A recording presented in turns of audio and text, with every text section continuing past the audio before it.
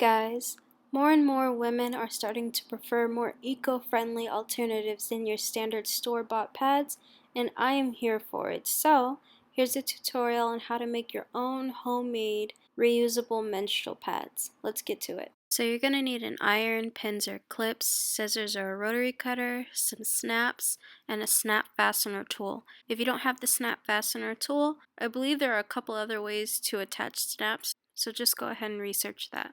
So when printing out your pattern, you want to make sure that your scale is set to 100% and that you don't have two-sided or double-sided checked off.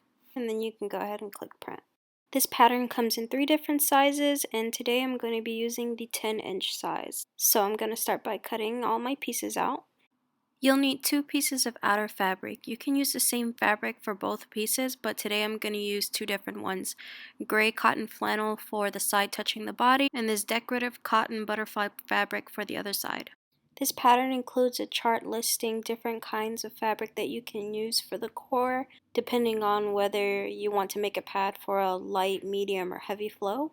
Today I'm going to be using 2 layers of cotton terry cloth, 1 layer of 100% cotton batting, and 1 layer of Babyville PUL for the waterproof layer.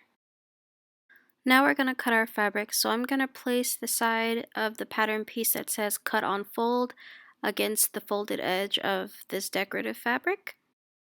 And then I'm going to do the same thing for the gray cotton flannel, so I'll end up with 2 outer pieces. If you were going to use the same fabric for both outer pieces, you could cut it on a double fold so you can knock out both pieces at the same time. Now that I've got my outer pieces, I'm going to work on my core. So like I said, I'm going to cut 2 cotton terry cloth, 1 cotton batting, 1 Babyville PUL. Again, this all depends on your level of flow and which fabrics you want to use. Iron out your cotton if it's all wrinkly like mine. Now we're going to layer our core, starting with the farthest layer from the body to the closest. So first goes the matte side of our PUL fabric facing upwards. Then I'll place my batting, and lastly my 2 layers of cotton terry cloth. The terry cloth will go against the outer fabric that's going to be touching the body.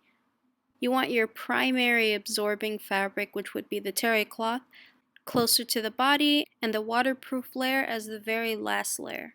Clip all your layers together. Sew all the way around with 3/8 of an inch seam allowance, and don't forget to backstitch in the beginning and end of your stitching.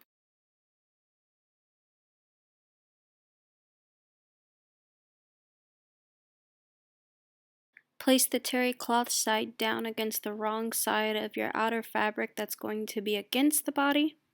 Try your best to center it, pin in place, and sew along the same line of stitching that you just made.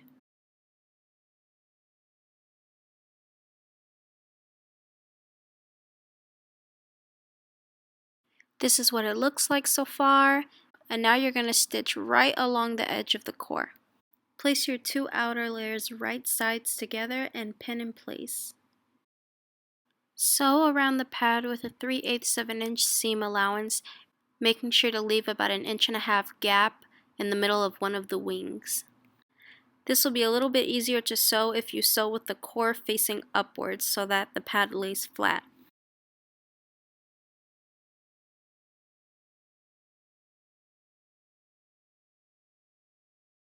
Make small slits in the inner corners and clip off the outer corners, being careful not to cut into your stitches.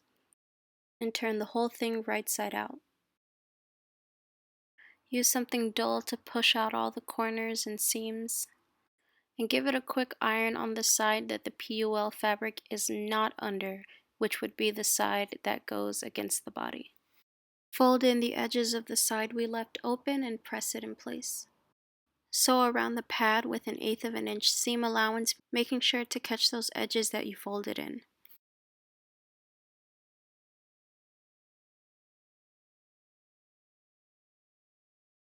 Nearly there, all we need now is the snaps. Overlap the wings and place a pin in the center.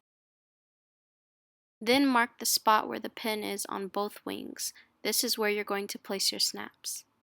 Double, triple, mega check that your snaps are facing the right direction before you secure them. Next thing you know, you've got yourself a homemade menstrual pad.